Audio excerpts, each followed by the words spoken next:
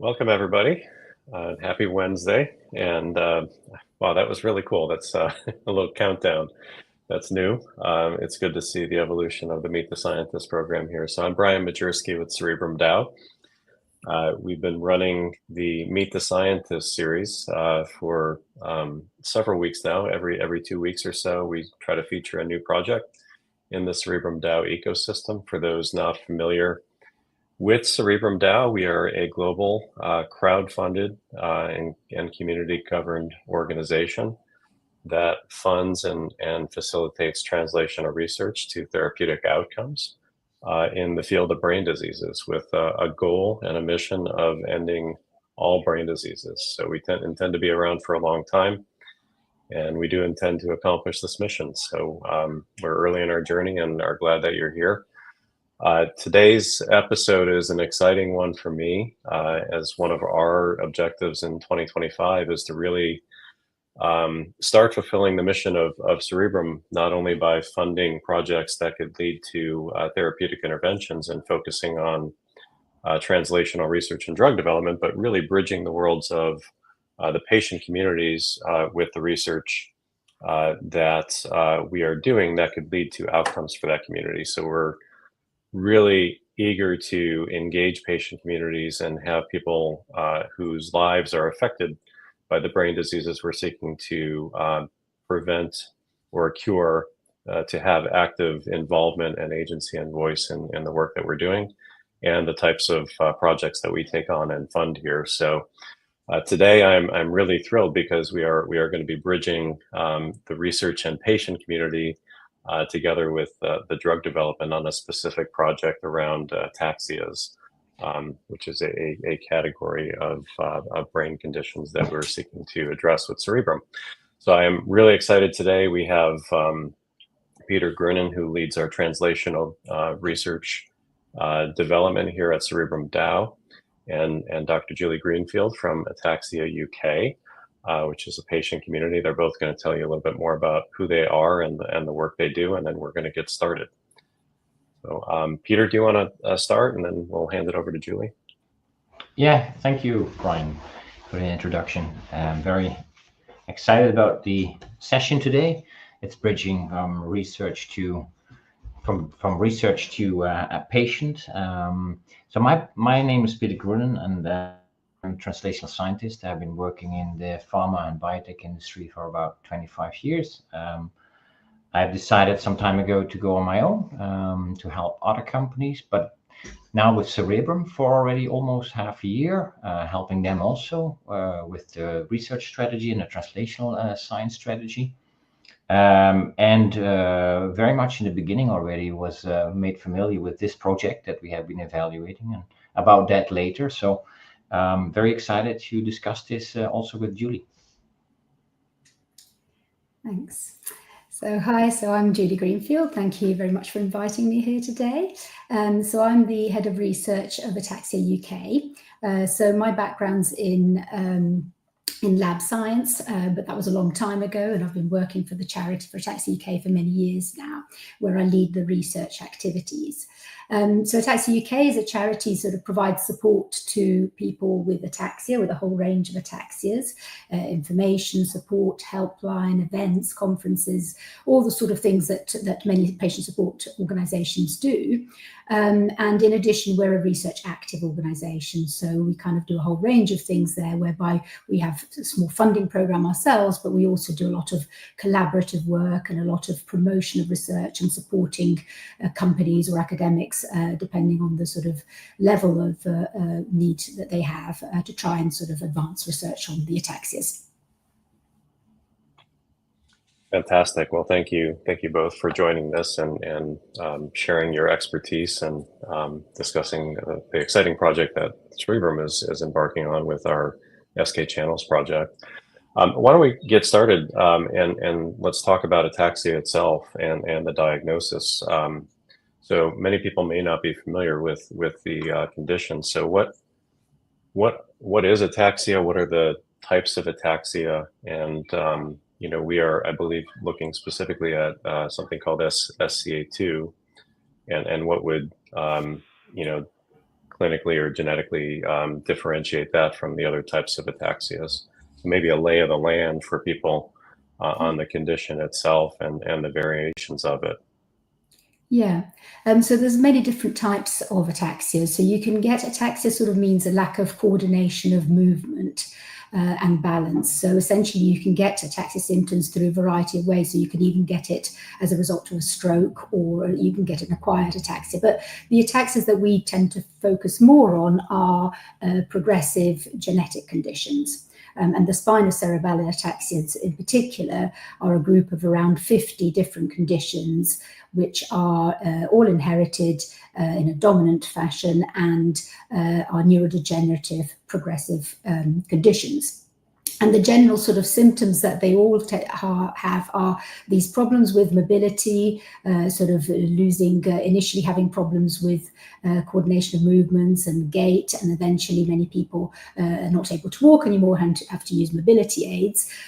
Some issues with coordination of upper limbs and sort of all the associated problems that can lead to, slurred speech, and a number of other associated symptoms. So those are sort of the generic symptoms that all ataxias have.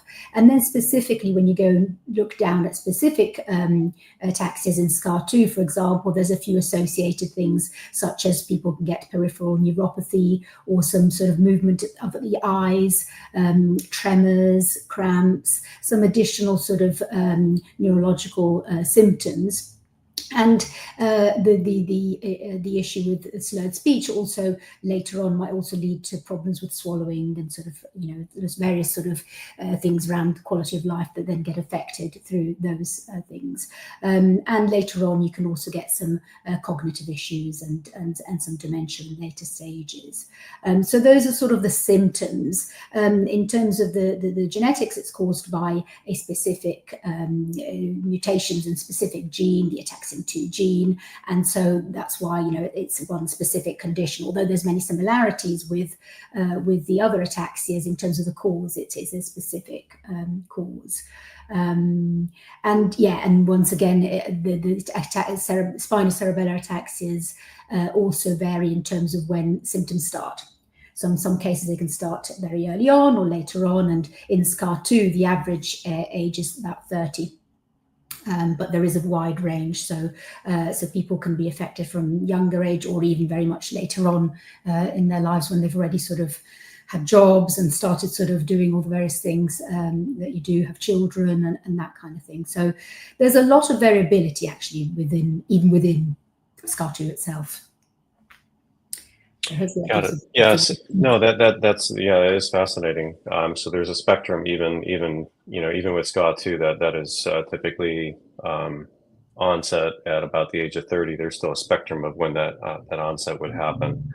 So what is there a typical patient journey on this, and like how would somebody be diagnosed with it? And if somebody was to do a genetic test, is it determinative from a genetic test that they would know that they would be getting one of these conditions at some point in their life? Yes, so I mean, typically, I think people would sort of notice some problems with their gait, with their balance, and these kinds of issues. So they might go to their doctor and then get a referral to a neurologist. The neurologist would do a sort of number of neurological assessments, such as the coordination tests, or sort of looking at people's balance whilst walking. They might do MRIs. They might ask about family history, because of course, because they're dominantly inherited, there's a 50% chance of passing it on. So, you know, one of your parents would have to have had the condition. So the neurologist will do all these sorts of tests, and then they'll do genetic tests. So we've been working with some specialists and people within the UK healthcare system. So we've sort of created this recommended pathway. So it would be sort of get a referral to a neurologist. And then we've also got these specialist ataxia centres that we'd recommend people to be referred to. Because being rare diseases, a general neurologist might not come across somebody with SCAR2. So it's kind of quite useful to have people in these specialist centres where they can be supported really well by people who have seen many others with their same condition. And yes, and then in the genetic test, it would give patients the specific diagnosis of the type of scar that they have. So I mean, yeah. And is genetic testing recommended for people, or is there a hesitation for people to do it? I know in cases like, with familial Alzheimer's, right? People are hesitant to get the genetic test because they just don't want to know the determinative outcome. But is this similar in ataxia, where people are hesitant to take the tests, or is it a recommended thing for people to do? I mean, we would always say to talk to a genetic counsellor to get sort of specific advice on whether it's right for them, and so talk with a neurologist, with a genetic counsellor to get sort of. But I suppose I think the majority of people, when they actually have symptoms, would like to know an answer, would get an answer. There's a lot of people who tell us that they really would like to know what they have, and then they'd be able to maybe take part in research studies. But it's not for everybody. And in terms of pre-symptomatic testing as well, if you know it's in your family, that's very much a personal decision for individuals and their families. And many people prefer not to know, and other, it's very personal essentially. So from our point of view, there's no right or wrong, and we kind of advise people to talk to specialists and make their own personal decision. But I think lots of people do want to get answers. So there's quite a bit of emphasis on understanding what they actually have. Yeah, and a lot of that usually comes down to, like, are there interventions that can help ameliorate situations, right, like this? And so with the ataxias, are there medications today? Like, what's the state of the state in terms of, are there things that can slow down the progress? Are there other interventions that can support people in terms of maintaining productive and active lifestyles when they have the condition onset? So a lot of times that that impacts the thinking about how much you want to know and when, right? Absolutely, yes. So unfortunately, there are no disease-modifying treatments, and there aren't really any treatments to sort of alleviate the ataxia symptoms per se. So the medications and treatments that there are all for any associated symptoms. So, for example, if people have the tremors or the cramps, there might be medications that help that kind of symptom, but nothing for the ataxia per se, and nothing that stops the progression getting worse, unfortunately. That's why there really is this high unmet need to try and develop new treatments or treatments for the ataxia. So really, in terms of the support, it's about physiotherapy, it's about occupational therapy and adaptations to the home, to mobility aids, speech therapy, and sort of support for mental health, all these kind of associated things that are really, really helpful for individuals,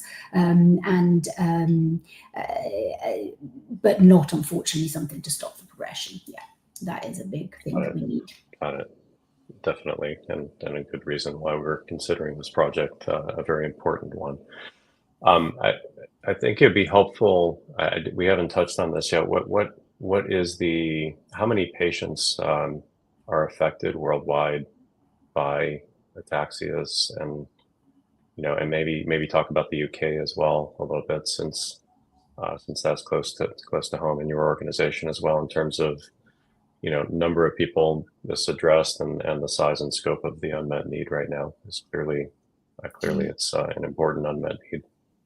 Yeah, I mean, epidemiological studies are lacking really, but we kind of say in the UK, we think there's about just a bit over 10,000 people with a different range of ataxias. And that's kind of just there to give us a bit of a feel, to explain that they're rare diseases, they're rare conditions, but not ultra rare when you sort of group them all together. In terms of scars, so in the UK, and for example, in our registry, we have about 100 people with SCAR2. And that, once again, gives a little bit of a feel for numbers. Globally, I mean, in terms of the scars in general, what the papers say is a prevalence between 1 and 5 in 100,000. And SCAR2 tends to be, is one of the more common ones. But there's also a lot of variation in countries. So depending on which ataxia it is, there might be, pockets. So SCAR3 is very prevalent in Portugal, and SCAR2 in Cuba, and that kind of thing. So obviously there's differences worldwide, but it kind of, so we don't have really specific numbers, but I think these numbers help to give a bit of a feel of the need and of the prevalence of the different ataxias. Got it. Now, so that's hugely helpful on ataxia and the various types and how it affects people and what the state of interventions are and the size of the market. Now, pivoting to the research and some pathways to therapeutic interventions. How do you think about your research strategy at Ataxia UK? Like, what are you looking at? What are your priority areas, and how do you think about differentiating versus the different types of ataxias? Yeah, so we basically operate in lots of different areas within research, with the overall aim of trying to move toward treatments and access of those treatments as well to people with ataxia. So we have a small funding program where we fund research projects, and we're reactive, so we invite applications through from researchers globally, and we kind of prioritize research where we're sort of where people will come to us for generating the initial pilot data, and then we might support them and try and getting funding from larger funding bodies because our grants are quite small.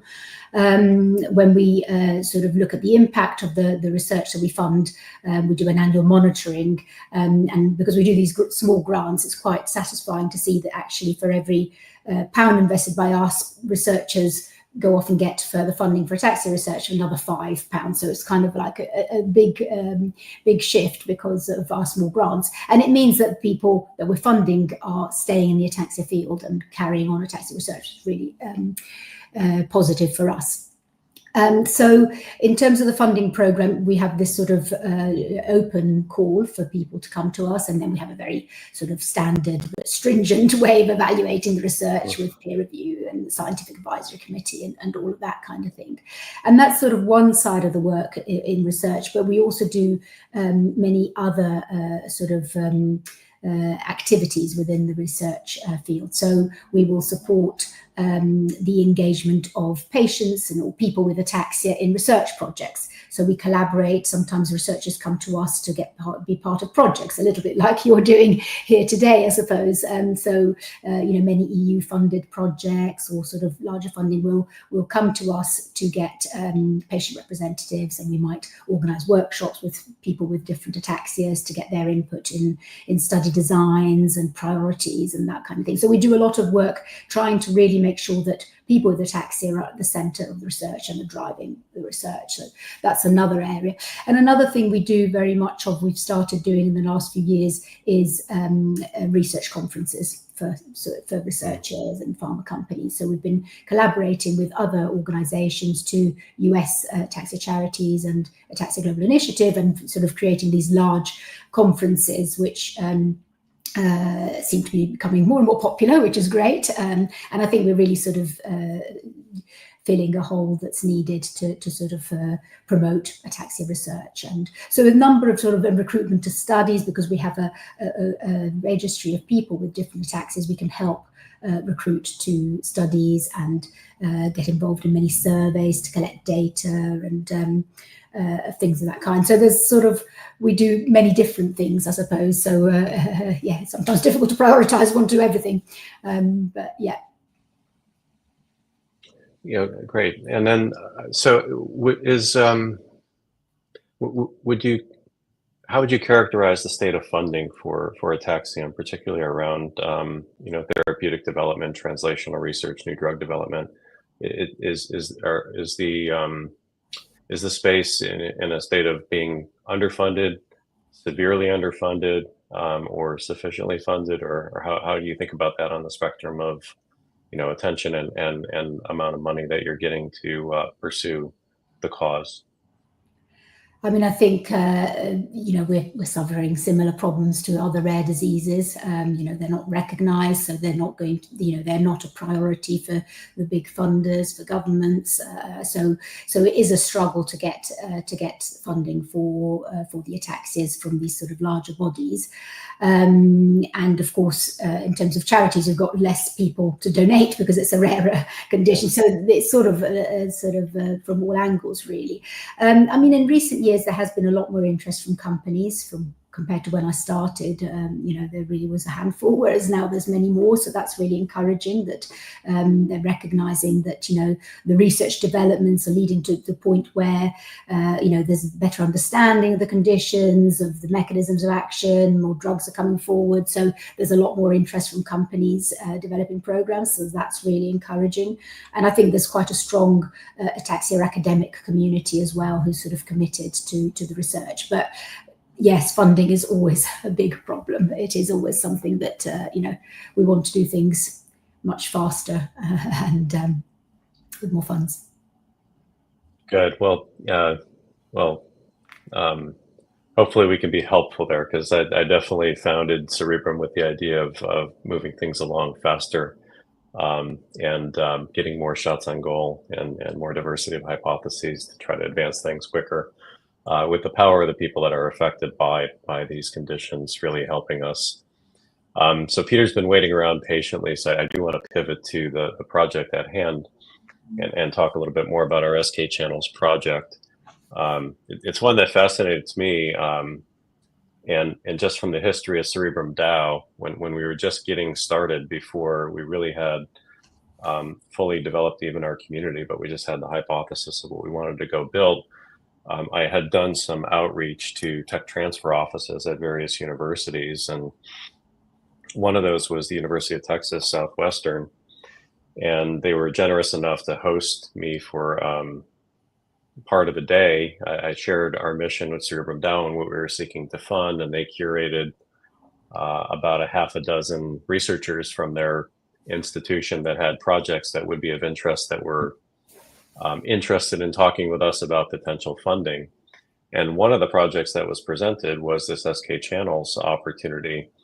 And even though when I started Cerebrum DAO, the initial concept was we wanted to focus really intently on Alzheimer's disease, but then we really did expand it to being all brain disease in terms of our mission and goal. This project popped up, and it was notable in that it was research that was derived from a project that had made it to phase 2 clinical studies with a biotech before, but it seemed like it was a young biotech company that had this therapeutic opportunity that ended up getting acquired by a biotech company that was acquired by another biotech company that was ultimately acquired by big pharma for a different reason. And it seemed like this therapeutic kind of got lost in the shuffle, yet it had made it to phase 2, which gave me interest. It was like, well, that was intriguing that it would have a good safety profile likely. And the researchers came up with a patented new approach to this that they feel is at least 100 times more efficacious as well. And so that was intriguing. And so we dug in, and a year and a half later, we finally got the opportunity to work on this through a lot of good work from Peter. So it's kind of it's a great story from Cerebrum's standpoint, because it's like one of our earliest opportunities that we started pursuing. And it also is the one that took us the longest to get to the finish line, at least to get started on it, if that makes any sense. So Peter, I want to turn it over to you, and maybe you can share a little bit more about what the SK Channels project is, and what your thoughts were when it was first presented to you, and your impression of the science as well. Yeah, thanks, Brian. I'm gonna take the audience back a little bit to telling a little bit about the SK Channels and how the SK Channels were originally promoted to be addressing the symptoms in SCA2. Julie already explained, the ataxias, the predominant groups is characterized by genetic mutations. SCA2 is characterized by polyglutamine repeats, which affects the Purkinje cells. That's one therapeutic option to see if you can directly intervene with these polyglutamine tracts. That has been done in other diseases as well, has not been so successful other than maybe going through the gene therapy way. But if you're looking at other options, one of the channels that is expressed throughout the body, but also specifically on the Purkinje cells, and specifically these SK2, and SK stands for small conductance calcium regulated potassium channels. It's a long sentence for a protein. And it was actually shown that if you mutate the SK2 channels, you create tremors. So the idea was that maybe these channels can play a role if you activate them in kind of stabilizing the firing pattern, which is characteristic for SK2 and many other ataxias. So it was an idea that was formed a long time ago, and there's a lot of active research overall in ion channels, specifically also on these calcium regulated channels. It's part of a larger family of ion channels. This one particularly is a smaller subfamily. It has 4 members, and SK2 is one of them.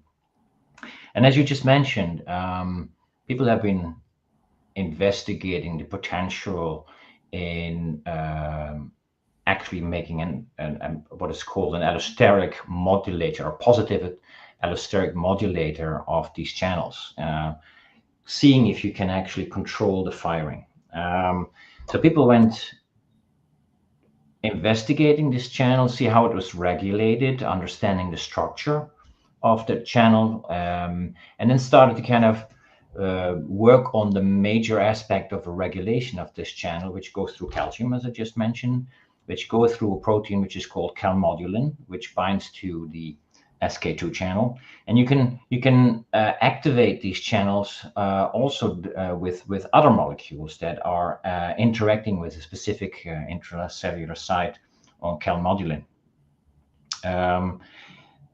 That has led, as you just mentioned, to academic research that has led to startup companies, et cetera, and finally Novartis acquired Cadent, as the company was called.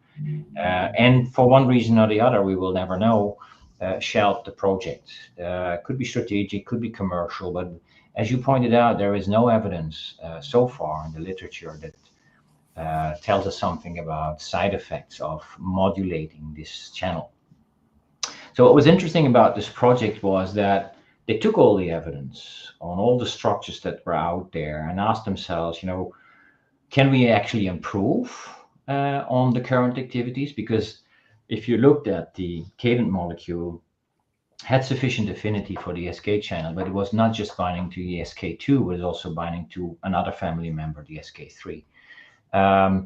That did not introduce specific side effects, but it lowered the affinity because it's binding to other places on the Purkinje cells as well, but also throughout the body. This lowers the overall efficacy of these molecules. So the researchers, as you just mentioned, that were at Southwestern University in Chapman, asked themselves, if we look at all the structures of these molecules and also take into account that we know now a little bit more about the structures of the SK channels itself and how calmodulin is bound to these channels, maybe by what is called structure modeling, maybe we can see how the molecules that we have now actually fit to this protein and can optimize that. That's what we are doing for the last 20, 30 years. We can model the structures of a small molecule into a larger protein structure and then see how the binding is, and then based on that predict novel structures that may be more optimal in binding. And that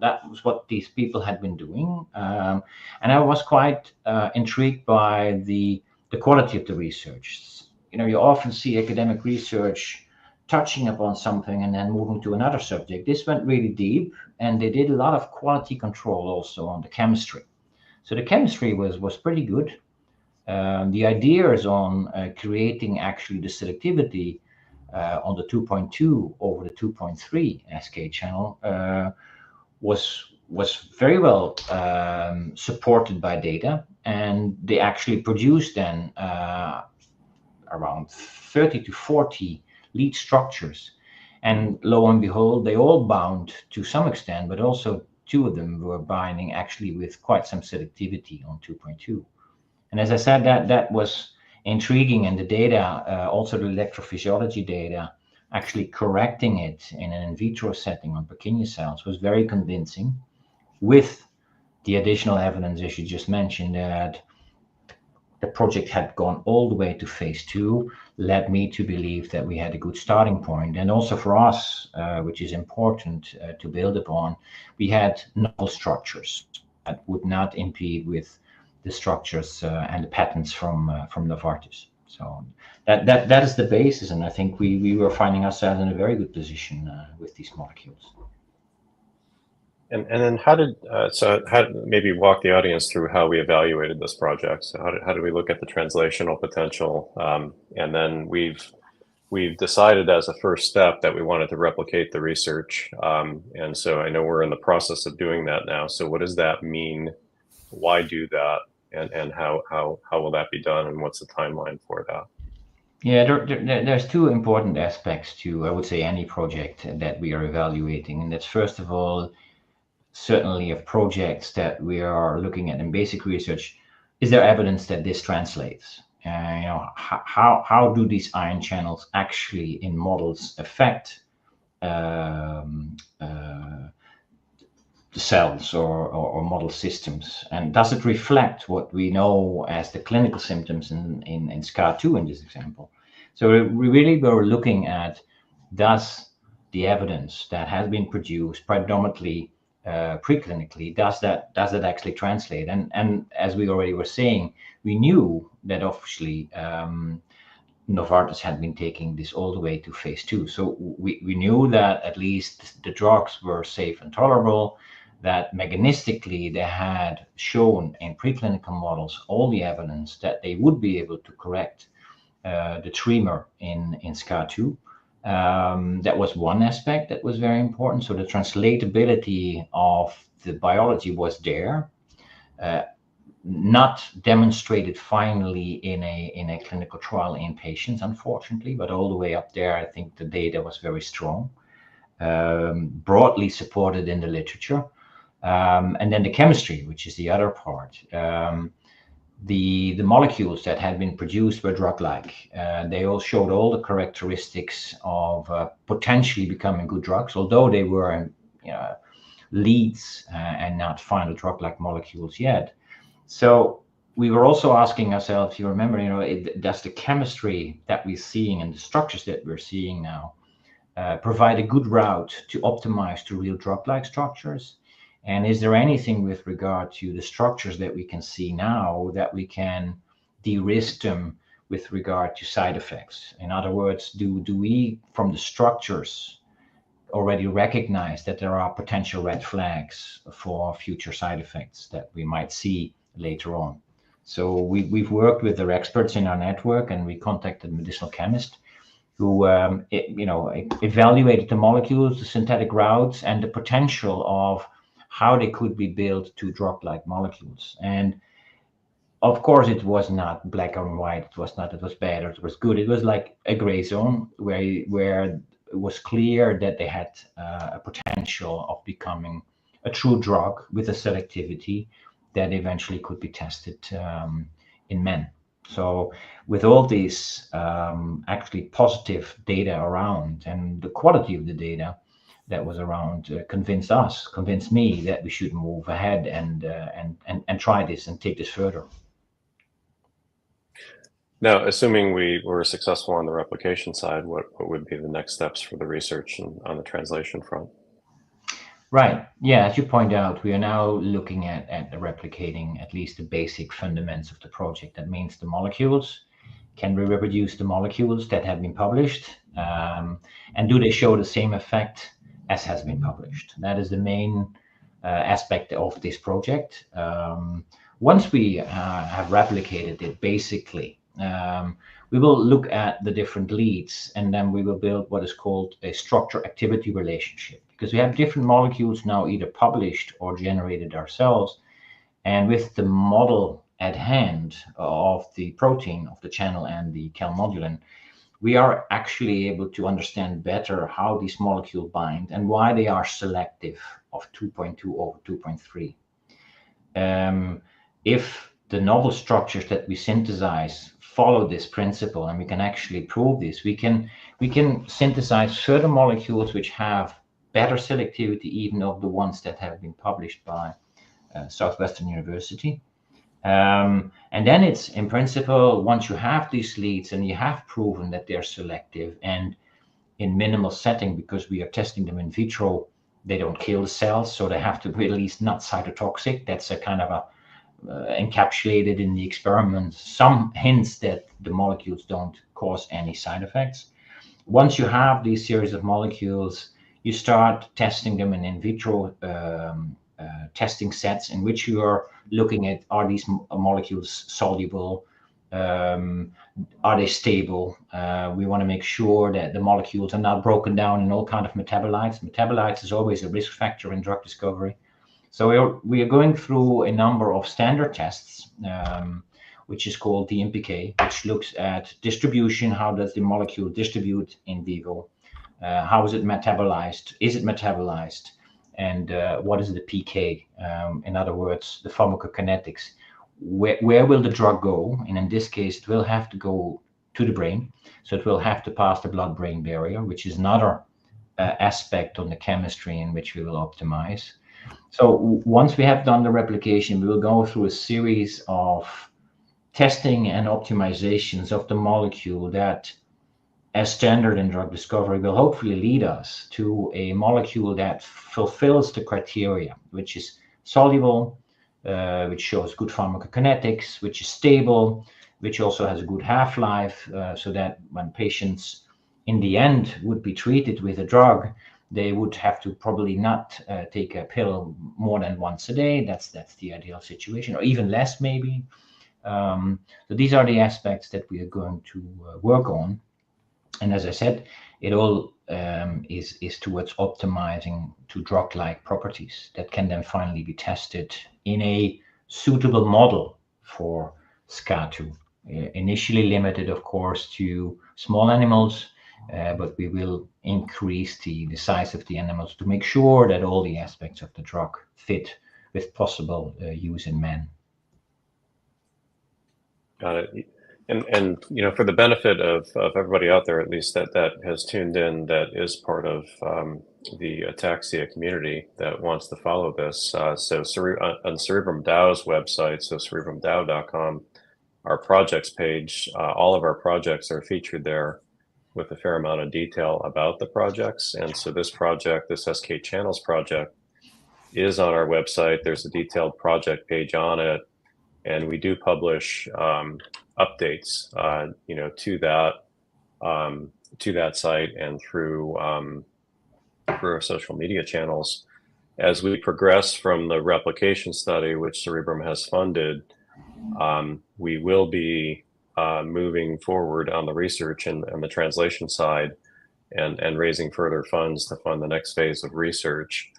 And how that project gets managed, then we turn into a something that's known as an intellectual property token. And so there is the possibility for people to be able to purchase tokens in the project itself, which gives you voting rights over the project. And then we're looking to add in, through some new features we're looking to bring to our website later this year, in terms of an application where people can then get other utility and participation opportunities in the research projects as we move them forward. So these are ways that we're trying to make it so that patient communities can be active in the governance and decision making, even, and funding of specific projects. And so that's all coming soon, and will be easily available through the website. So I just want people to know that they can at least track this project there and can participate at whatever level they want going forward. So this is one project that we're hoping you know, to advance through translation. It's got some real promise we're seeing, you know, based on history and based on the due diligence we've done in scientific assessment. I'm curious, and this will rope you back in, Julie. I'm sorry, with these calls with bridging translational development and research and patient community. Sometimes we have to go a little bit long on each side. But what's the current therapeutic pipeline looking like? Are there any promising treatments or trials that are underway right now that have you excited for their potential for the community? How's what's the lay of the land right now for potential interventions for your community, and maybe Peter, a little bit on how this might fit into that and other competing technologies for what we're trying to do with SK Channels. Yeah, I mean, for a specific type of ataxia called Friedreich's ataxia, which is not really what we're talking about today, but it's a big thing for our community. There has been the first approved drug. That was approved in 2023 in the US, and we're really pleased that actually in 2025 it was also approved here in the UK. So that's kind of a big thing for our community, and it's giving us all hope that from the first one getting an approved drug, there will be more following. For the scars in particular, the sort of the program that's kind of advanced the most is the one from the company Biohaven, using the drug troriluzole. So that's sort of something that's currently being evaluated by the regulators, and something that they're hoping will address a number of scars. Then there is the drug riluzole itself, which is the sort of troriluzole, the prodrug of riluzole. So that's another sort of drug that's been investigated. And then there's a number of sort of groups looking at antisense oligonucleotides or gene therapy kind of approaches, which of course are quite different from what we're talking about here with sort of molecules. And then in terms of other kind of treatments, there's cerebellar transcranial stimulation as a sort of symptom relief kind of treatment, and obviously there's also physiotherapy type interventions that are being explored and that kind of thing. In terms of things that are more at the preclinical stage, there's a number of sort of drug repurposing kind of projects that are looking at different approaches and different drugs, but essentially in the sort of clinical trial stage, these are the ones that I've mentioned are the ones that are most advanced in the scars, in the spinocerebellar ataxias. Yeah, and to add to that, Julie, you mentioned troriluzole, which is now in phase 3, Biohaven, which has a history on riluzole, which has been approved in the US at least for ALS. And the interesting thing about riluzole and troriluzole is that before long, nobody really knew exactly how it worked, also not in ALS, but it hits also the SK2 channel. So that's promising. So we're seeing a company that takes troriluzole to phase 3. They must have seen positive signals, of course, in their phase 2. And the fact that, and that's for us is promising, as I was saying in the beginning, we're looking for really high affinity molecules that modulate the SK2 channel. So here we might already have some positive data in the future when it is approved. And then, of course, what we are after is an optimized molecule that hopefully is even more efficacious than troriluzole. So it is very promising in the direction it's going. It is very good for the patient community that there is a solution ahead. And for us, it's very promising that we might actually be able to improve on that even further. So, yeah. That's interesting. And you're thinking that this drug would be potentially not just for SCAR2, but for also some other ataxias? That's an excellent question, and this goes a little bit into the direction how we are looking at projects translationally. Is that one of the roadblocks we always have in translation is the animal models, and we know that there are suitable animal models. There's one good model for SCAR2, but it always has its limitations. So what we will be looking at and what we will have a good eye for, and that's always about good observations, is seeing if this SK channel may also play a role in other diseases. And we know that it probably plays a role in other diseases. And I think this is a matter of, once we have confidence that the molecule is good, we can test it, of course, in different models. And should we make it all the way to the clinic, then it's a matter, of course, also in your phase 2, maybe bringing in some additional patients that are not SCA2, but are slightly different and have maybe tremor, but not as a result of the polyglutamine tract. That is certainly also overall in the industry a strategy to make good observations in your clinic and seeing if you can position it in other diseases as well.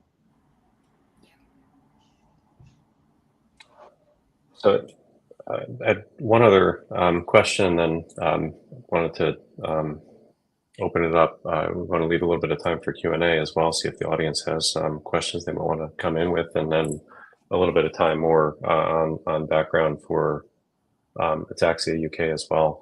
On the clinical trial side, so assuming we do proceed through our translation path and we end up getting to a point of clinical trials, I imagine with a rare disease, recruitment's probably a challenge at times. Is that a fair statement for this field? And how is that,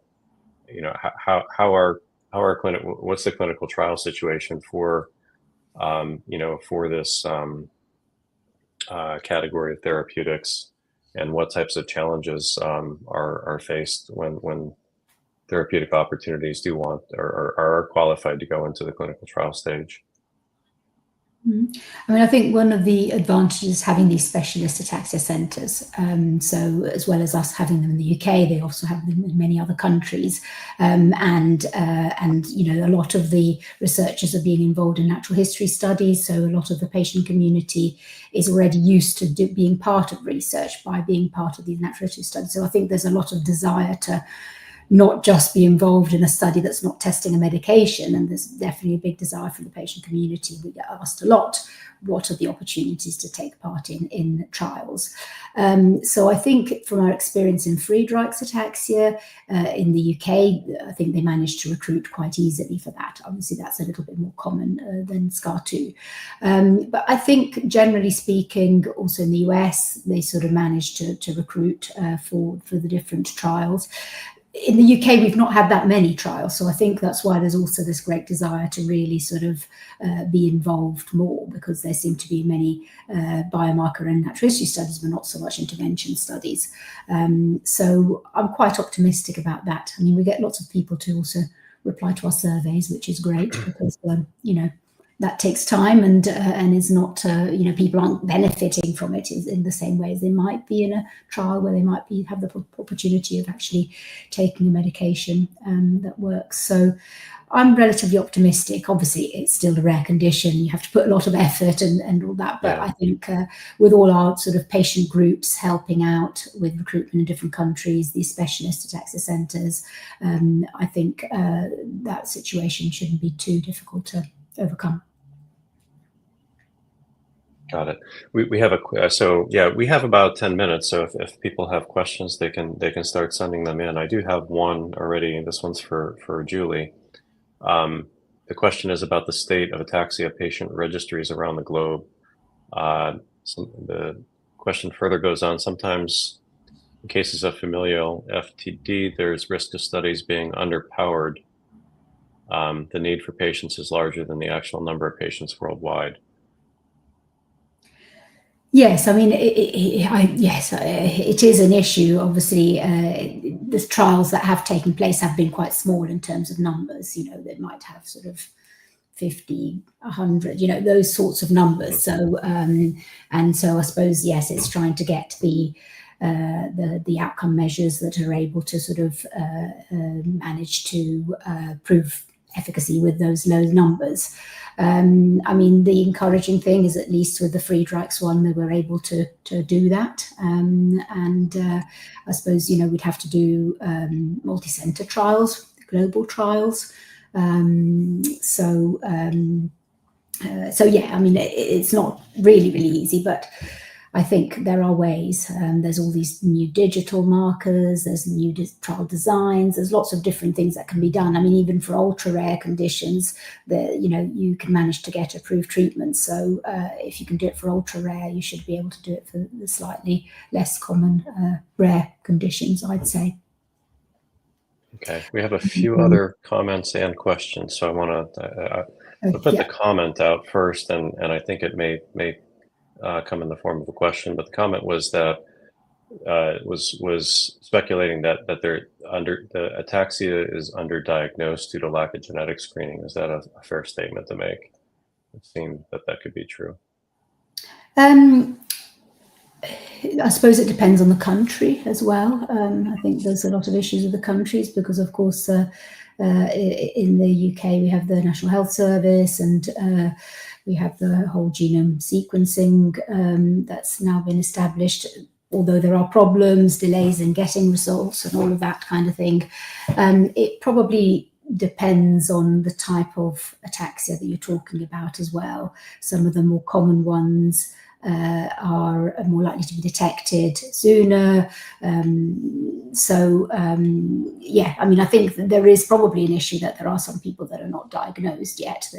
That's another reason for our recommendation to go annually to see your neurologist. So as new genes are found, new genetic tests might be available. So that's an important recommendation that we make to patients, is to, even if there are no treatments, to still go and see a neurologist or specialist centre annually to sort of see if there's anything can be done to monitor or to sort of improve some of the new symptoms you're getting, but also in case there are new genetic tests available, because they're constantly finding new genes. I mean, at the latest conference, there was recently there was SCAR27B, and then before that there was RFC1. So many new genes have been discovered even in the last 2 or 3 years. So there's constant developments, and that will help with diagnosing. We have another question coming in and related to another one. So, this person wrote, sadly, that their family suffers from SCA1. Several people have passed away, unfortunately, and sadly from it. I realize this project has a focus on SCA2, but could this be beneficial for SCA1? And then another person had asked the question regarding SCA7. So I don't know, Peter, if you want to make a comment on it, but it's sad to hear and sorry to hear that from the audience member, and just highlights the importance of funding going into projects like this and the work that we're doing. We'll let you comment on that, Peter. Yeah, unfortunately, we have the expert in the room, Julie, with regard to the different ataxias and the different SCAs. And SCA1, of course, is distinct from SCA2. I haven't come across in our work that this particular therapy might work on SCA1. Well, maybe Julie, you can comment on that. I think SCA1 is quite distinct from SCA2. Yes, I mean, there are some treatments that could, so for example, the antisense oligonucleotide approach, because they're both polyglutamine conditions and you can sort of target the CAG repeats. So there is some work ongoing on those treatments that would work for both SCA1, SCA2 and SCA3. But for this particular thing, I'm not sure. For this particular drug, it probably isn't, because if those calcium channels are not involved in the same way. But there are other approaches that you can combine more than one ataxia. And we're hoping is for more than one SCA as well. They're hoping to sort of get approval for all SCAs, in fact, so the tremor also work. But maybe it's something that could be explored further from Cerebrum side to see what other conditions, if any of the other ataxias would be relevant at all. Yeah, I mean, yes, that's certainly the case, and that was already brought up by Brian before. We will, of course, be looking at other indications, and there are a number of ones which you already have on the radar. As I said, SCA1, we would have to look very particular again. In this particular case, it's very much around correcting the tremors with this type of ion channel. If SCA1 pathophysiological mechanisms are different from SCA2, which I assume, it might not work, but it's something that we will further explore as we also generate the tool molecules to test in other conditions. Yeah, and we did have a comment from one of our senior reviewers that the compounds in this project may be useful in different genetically distinct SCAs, not only SCA2. So that was one of the things that made that person in particular very excited about this project. So about its reach and potential. We had another comment, Peter, this is interesting, came from the community. It said they looked at our website and noticed that our project Transfidelity would also have potential benefit for ataxia. I don't know if we've given that any thought around translational fidelity and ataxia, but it's something to take into consideration. Well, we haven't particularly given that consideration for SCA2 because the idea of transfidelity, of course, is about aging, about neurodegeneration, and about the translational machinery that translates from mRNA into proteins gets faulty over time, and that leads then to a number of wide range of neurodegenerative diseases or other aspects of aging. So as this is a very distinct group of diseases with a very distinct let's say causation, I don't immediately see a relation to transfidelity and ataxias, but yeah. Think about that. Okay, I have one last question, and we've got about 3 minutes left, so I want to give Julie a chance to close as well beyond that. But question for either one of you. I think this will go to Julie. Could you discuss the availability of biomarkers for clinical trials? Is there anything beyond the clinical rating for ataxias? Yes, so there's quite a lot of work going on trying to develop new biomarkers. There's the Ataxia Global Initiative, which is a sort of network of ataxia specialists who are specifically looking at trying to get to the point of trial readiness. So there's sort of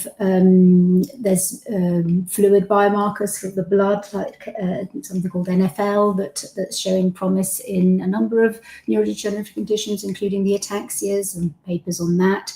So that's something that could be used as an additional way of seeing whether a medication is having a positive effect. There's a number of sort of more digital wearable devices that are being used to measure gait, to measure coordination. There's sort of there's a group of researchers who are working on something where you sort of use a spoon, an instrumented spoon, that then you can get measurements. So there's lots of other different biomarkers that are being developed so that you're not just relying on the clinical rating scales, as well as some patient-reported outcome measures as well, where you're sort of asking patients how they're feeling in lots of different quality of life aspects. But it is a very active field, so there's still a lot going on in that, and there's a lot of desire from the ataxia community to do more work on that, to develop the best ways of measuring the effect of medications in trials. Okay, great. We are coming up to the top of the hour. I want to thank you both for such a thorough and informative discussion on what's clearly a very, very important topic. Julie, is there anything else you want to share about Ataxia UK, about your organization, how people can participate and support you before we close? Yes, sure. I mean, if anybody who's on the line is affected by ataxia, please do join Ataxia UK. It's free to join. We provide lots of information, opportunities to take part in research, as we mentioned, but also information, stories. We share stories from people with ataxia about how they live with the condition, sort of empower people. There's a helpline. There's all sorts of bits and pieces of information and things that we try and do to support the community. So do feel free to join Ataxia UK if you're interested, to support our work and to be supported by us. We have a virtual annual conference in October, so that will be a sort of useful event for everybody, hopefully. So yeah, and I can see that the website's on the screen. So yeah, I think that's just sort of to sum up. We're here for anyone who has ataxia. Perfect. Well, thank you both for your time and for the work that you're doing for this community, and thank you to the community members that came from both Ataxia UK and Cerebrum, and from the that found us through the internet too. We're all glad that you're here. Definitely follow along on this project, SK Channels. We welcome your input. We welcome your participation, and we hope that we have something that's promising on the horizon here for this community. Thanks again, everybody, and we're going to wrap. Thanks.